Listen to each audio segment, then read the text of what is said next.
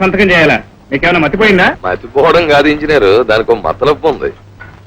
అవన్నీ ఇక్కడికి చేరినట్టు నిన్నటి తారీఖేసి ఈ కాగితం మీద నువ్వు సంతకం చేసేసావు అనుకో, అవన్నీ కుంభరూస్ట్ వచ్చి కొట్టుకుపోయాయని మళ్ళీ ఇవాళ డేట్ వేసి కాగితం రాసి పైకి తోసేసావు అనుకో, దేవుడు కురిపించిన వాళ్ళకి గవర్నమెంట్ వాడు మాత్రం ఏంటంటాడు, మళ్ళీ సిమెంట్ ఇసుక కొనుక్కోమని ఆర్డర్ వేసేస్తాడు. పాపారావు, కాంట్రాక్టర్ గా వచ్చింది నాతో లాలోచి పడి దేశం సొమ్ము దోచుకు తినేద్దామని. మీరెంత ప్రయత్నించినా ఈ మోసం కాగితాల మీద నేను సంతకం చేయను. ఈసారి వీడి సంతకాల కోసం మనం రాకూడదు, మన మనుషులను పంపాలి. ఎందుకు పెట్టడో చూద్దాం. అన్నయ్య,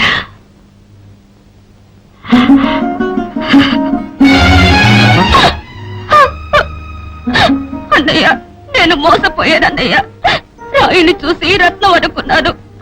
నువ్వు చెప్పిన మంచి మాటలు వినకుండా మొండిగా పెళ్లి చేసుకున్నాను. అందుకే అన్నయ్య ఇప్పుడు నరకం అనుభవిస్తున్నాను. ఊరుకోమ్మా, ఊరుకో. ఎల్లకాలం ఒకలా ఉండదు, వాళ్లే మారతారు. అవును, ఇంతకీ నువ్వు ఇలా వచ్చావేమిటి? ఇదిగో అన్నయ్య, నీ చేత ఈ కాగితాల మీద సంతకాలు చేయించి పట్టుకురమ్మన్నారు. వీటి మీద సంతకాలు పెట్టించుకురమ్మన్నారు. వెళ్ళనన్నాను, కొట్టారు. మా అన్నయ్య చేత ఏ పాపం పాడు పని చేయించనన్నాను, మళ్ళీ కొట్టారు. మా అన్నయ్యని అన్యాయపు దారిలోకి లాగనన్నాను. దాంతో పాపారావు మావయ్య సలహా మీద పలుపు తాడుతో ఒళ్ళంతా రక్తం చిందేటట్టు కొట్టారు. సంతకాలు పెట్టించి తీసుకురాకపోతే ఇంట్లోకి రానివ్వమని, మెడపట్టు కెట్టిస్తామని అన్నాడన్నయ్య.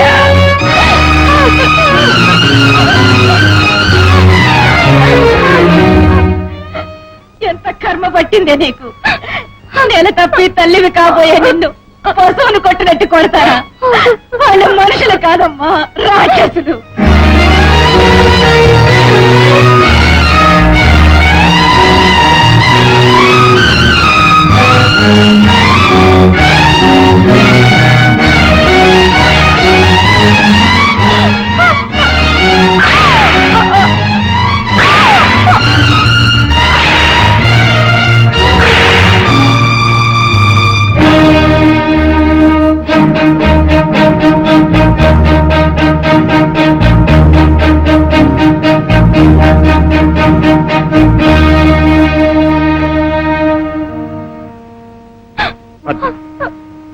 ఆఫీసర్గా తప్పు చేస్తే చట్టం దృష్టిలో నేరస్తునవుతాను.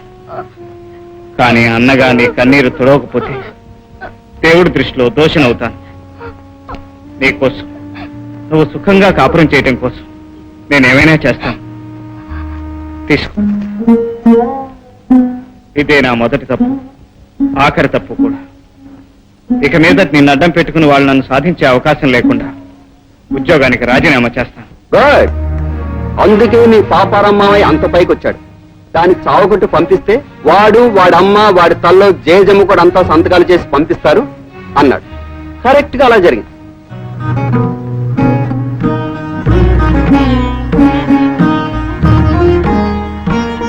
నన్ను చావు దెబ్బల నుంచి తప్పించడం కోసం తన నీతి నియమాన్ని వదులుకోవడానికి సిద్ధపడ్డాడు మా అన్నయ్య.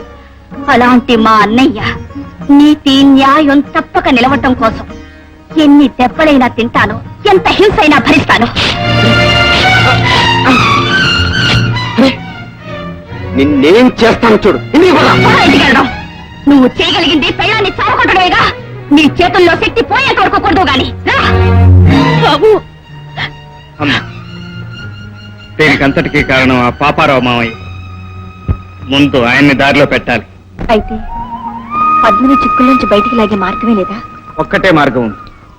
మీ నాన్న నా గుప్పెట్లో పెట్టుకోవాలి. ఎందుకంటే ఆయన చెప్పినట్టు వింటారు ఆ కోట్లింగం నవకాంత్. కానీ మా నాన్న నువ్వు చెప్పే మాటను వినేటట్టు చేయటం ఎలా? ఒక పద్ధతి ఉంది. నా ప్రాణానికి ప్రాణమైన నా చెల్లెల్ని వాళ్ళ చేతుల్లో పెట్టుకున్నట్టే అలాగే మీ నాన్నకి ఆరో ప్రాణమైన నిన్ను నా చేతుల్లో పెట్టుకోవాలి. అంటే ఇలా రా.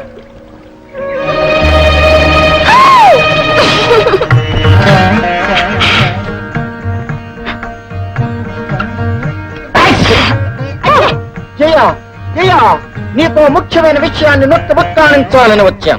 మీ అమ్మ చచ్చిపోతూ ఏమందో తెలుసా? ఒరే బుస్సు, మా జైని మీ బావ గన్నని ఈ ఆస్తిని నువ్వే రక్షించాలి రా అంది. అదేమిటి మామిడికాయలు చింతకాయలు తింటున్నాయేమిటి? నేను చెప్పను, నాకు సిగ్గేస్తుంది. ఆ? నా దగ్గర సిగ్గేంటమ్మా? నేనేం పెద్ద మగాణ్ అనుకున్నావా? చెప్పు చేయా. మరే నాకు పులుపు తినాలనిపించి నాకు తినాలనిపిస్తుంది. నేనే ఉత్తుని తింటలేదు. మరి నేను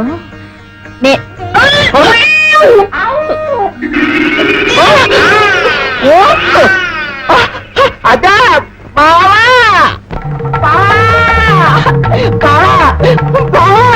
అన్యాయం. ఏమిటా ఏమైంది? అది కాదు బావా, అక్క చచ్చిపోయేటప్పుడు జైకు నాకు పెళ్లి చేయమని. కోటి సార్లు చెప్పాను మీ అక్కయ్య చచ్చిపోయేటప్పుడు నువ్వు అక్కడ లేవని. ఈసారి చెప్పను, సంపేస్తాను. అది కాదు బావా, అన్యాయం జరిగిపోయింది. ఇప్పుడు ఏం జరిగిందో తెలుసా? జయ మామిడికాయలు చింతకాయలు తింటాను. అది తింటే నీకేట్రా బాధ, నువ్వు తిను. అది కాదు బావా, జయకు వా వా ఏయ్, దిష్టి పెడుతున్నా కొడుక, నా కూతురు మీద తప్పుడు కూతురు కూసావంటే నిన్ను నేల మీద పారాయించి ఒంగోలు గెత్తలచే తొక్కించేస్తాను. నా సంగతి నీకు తెలుసు కదా. నీ బతుకుకి రైలు గేటు దాకా అక్కర్లేదు, మెయిన్ గేట్ లో ఫినిష్ చేసేస్తాను. బావా, నా మాట మీద నమ్మకం లేకపోతే 6 నెలలు ఆగు, బాగా కనిపిస్తుంది, అప్పుడు చూద్దు గాని. నువ్వు చెప్పేది నిజమేనేట్రా? నువ్వు అలా ఉండు. నిజమేటో దాన్ని నేను నిలదీసి అడిగేస్తాను. ఏటమా బుష్గాడు ఇష్టం వచ్చినట్టు వాగేస్తున్నాడు, అదంతా నిజమేనా లేక? నిజమేనన్నా. ఏంటి నీకు నెల తప్పడం నిజమా? ఈ పాపారావు కూతురు బతుకేసరెట్టేసిన ఎదవ ఎవరాడు? వాడి పేరేటో చెప్పు. చెప్తాను, కానీ నువ్వు అతను ఏం అనకూడదు. అతనితోనే నా పెళ్లి జరిపించాలి. పెళ్ళే జరిపించాలో పాడే గట్టించాలో నేను ఆలోచిస్తాను. వాడి పేరేటో చెప్పు. అలా అయితే నేను చెప్పను. అతనితో నా పెళ్లి జరిపిస్తానంటేనే. అలాగే జరిపిస్తానేమా, ముందాడు నామధేయం ఏంటో చెప్పు. తిష్టిగా అమ్మా, ఎంత దెబ్బ కొట్టావురా నన్ను. నా ఊరొచ్చింది కాక, నాకు ఎదురొచ్చింది కాక, నా కూతుర్నే మాయ చేస్తావురా. ఒరే కృష్ణ, అయిపోయింది, నీ కథ అయిపోయింది. నేను నిప్పునని తెలిసి కూడా నాతో పరాచకాలాడుతాను. గేటు లేని రైలు పట్టాల మీద నీ కథ ఫినిష్ చేసేస్తాను. నానా, బావకి ఏదైనా అపకారం తలపెట్టినా, బావతో నా పెళ్లి జరిపించకపోయినా, రేపు ఈ పాటికల్లా ఈ ఉయ్యాలకు బదులు నీ కూతురు శవం వేలాడుతుంది. అమ్మా జయ, వయసు వచ్చిన పిల్ల ఉరేసుకుని చేస్తే నలుగురు 4 రకాలుగా అంటారు. ఉన్న పరువు కాస్త పోతుంది. అమ్మా అంత మాట అనకమ్మా. ఆలోచించుకో. కన్న కూతురు ప్రాణాలు నీ పరువు దక్కాలంటే పంతాలు పట్టింపులు మాని బావను బ్రతిమాలైనా సరే మా పెళ్లి జరిపించాలి.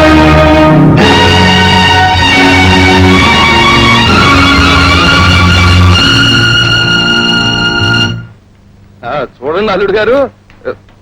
ఏమిటి కొత్త పిలుపు పిలుస్తున్నారు? నేను ఇంజనీర్ కృష్ణండి, పాపారావు గారు. అవుననుకో, కానీ జరిగిన విషయాలు గొడవలు అన్ని నువ్వు మర్చిపోవాలి బాబు. ఇప్పుడు నీ చల వల్ల అమ్మాయి నెల కూడా తప్పింది. పొరపాటు పడి ఉంటారు.